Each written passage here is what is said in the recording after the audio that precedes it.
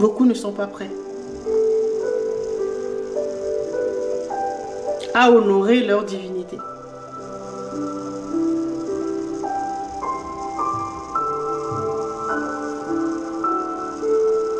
Vous comprenez maintenant pourquoi je les appelle la mafia, quoi. Et la mafia la plus dangereuse, c'est la mafia familiale.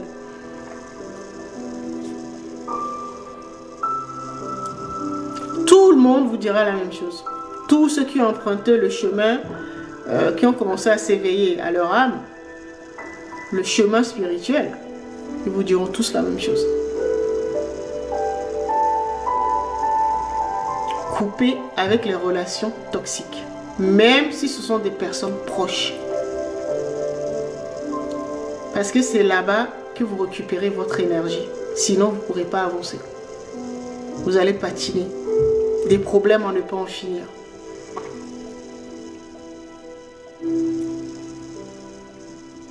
Et donc, ça veut dire quoi? Ça veut dire un cas concret, la personne, une personne peut vous demander de l'accompagner ou même vous appeler souvent, quoi. Donc, vous allez lui donner votre attention, et donc votre énergie. Et donc, la personne va vous raconter ses malheurs. Voilà, il m'est arrivé ça, voilà. Donc, vous écoutez, vous devenez comme une éponge. Vous prenez. Et donc, votre énergie va travailler pour essayer d'équilibrer ça, puisque vous avez épongé la saleté énergétique de l'autre, même si c'est un membre de votre famille. Et donc, vous, le lendemain ou quelques jours après, vous allez commencer à perdre quelque chose ou à faire un petit... Vous prenez votre voiture, voilà, un petit accident, de rien du tout, hein, mais ce sera au niveau, une casse au niveau de la carrosserie, ou ça peut être une panne, ou le téléphone qui ne fonctionne plus, qui est tombé en panne, l'écran s'est cassé. Voilà, il va y avoir quelque chose qui va vous apprendre. Pour savoir les personnes qui sont toxiques dans votre vie. Et c'est ça qui va vous permettre de faire le tri dans vos relations. Il ne s'agit pas de les identifier et de vous en écarter. Non. Il s'agit d'en prendre conscience et d'en parler ouvertement, sans honte, sans peur, sans remords à la personne. Parce que c'est ça qu'on appelle de l'amour. De lui dire, j'ai remarqué que quand je passe 3 heures de temps avec toi, ou je t'accompagne faire des courses, ou je passe du temps, 3 heures, 4 heures, tout un après-midi avec toi, je me rends compte que le lendemain, ou dans les heures qui suivent, ma vie devient un peu compliquée. Il m'arrive des petits bobos. Est-ce que tu as remarqué la même chose? Et si la personne est honnête, elle va me dire, ah oui, j'ai remarqué que quand je t'appelle ou quand je passe du temps avec toi, moi, ma vie, ça déconne. Moi, quand je t'appelle, je suis déprimée, mais quand je ressors, dès que j'ai fini avec toi,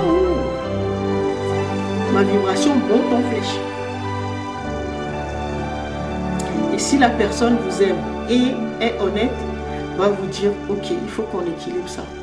Parce que c'est comme si moi je te prenais tes bonnes vibrations, tes bonnes énergies, et que toi tu récupérais mes malheurs, quoi. Et donc, ensemble, vous allez trouver une solution pour équilibrer. Mais si la personne refuse, vous savez ce qu'il vous reste à faire.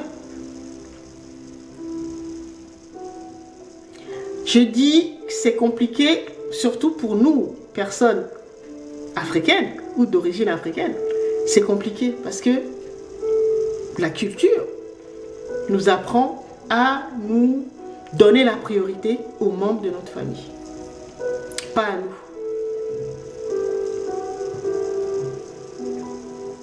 C'est ça qui complique les choses. Il faut en prendre conscience, c'est tout. Prenez-en conscience pour pouvoir, tous vos problèmes auxquels vous êtes confrontés actuellement, peu importe, que que vous cherchez du travail, que vous voulez gagner beaucoup plus d'argent, que vous êtes malade, peu importe, vous cherchez l'âme sœur, peu importe. Tous ces problèmes-là ont des solutions. Mais pour capter ou connecter avec ces solutions, les solutions qui sont adaptées à votre situation, il faut vibrer haut. Il faut avoir de l'énergie. Et donc, avoir de l'énergie commence par ne plus en perdre.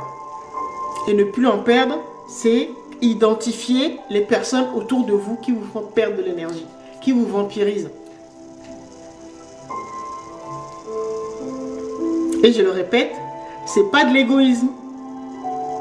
Ça s'appelle de l'amour propre.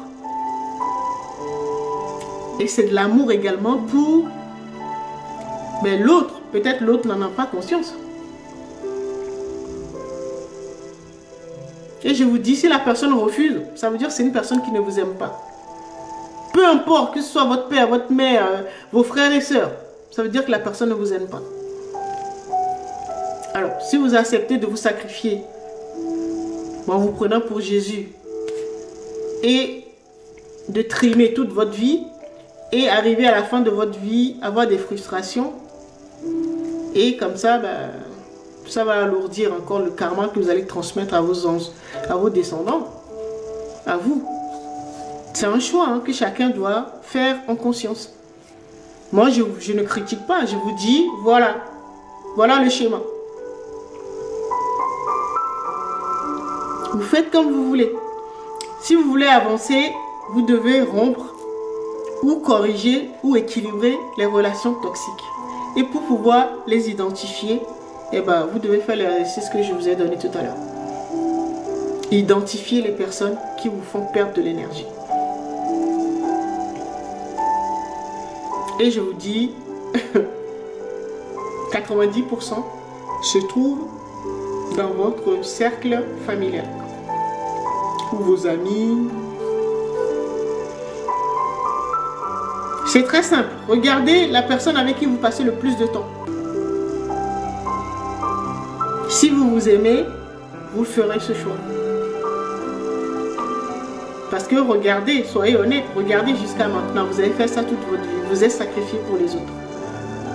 Et vous n'avez pas pu connecter les solutions pour guérir votre vie ou pour améliorer votre vie. Vous n'avez pas pu. Parce que si vous cherchez par exemple de l'argent, ce que vous gagnez actuellement, vous voulez gagner beaucoup plus d'argent, les solutions se trouvent déjà là. Mais il faut avoir de l'énergie pour pouvoir connecter ces solutions. Si vous vibrez haut, si vous êtes tout le temps dans la joie, dans les bonnes énergies, la gratitude, l'amour, l'empathie, ce genre de choses. Donc vous allez vibrer haut. Et vous allez connecter la solution. La solution va vous arriver comme une intuition. Vous saurez exactement ce qu'il faut mettre en place pour gagner plus d'argent. Comme une évidence. L'intuition. Et pour pouvoir connecter à l'intuition, il faut avoir de l'énergie. Si vous êtes en train de déprimer parce qu'on vous pompe, il y a une personne autour de vous qui vous pompe de l'énergie, c'est chaud. Tout est une question d'énergie. Le défi pour chacun d'entre nous, c'est de pouvoir faire une bonne gestion de notre manne énergétique.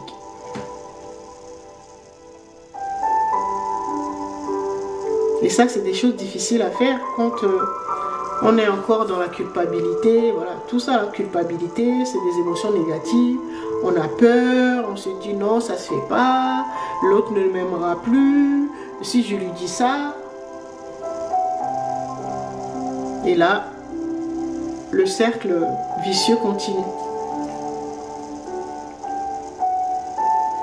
Il faut regarder la vérité en face. Une personne qui vous aime, quand vous allez lui faire part de la relation déséquilibrée que vous entretenez avec elle, si elle vous aime,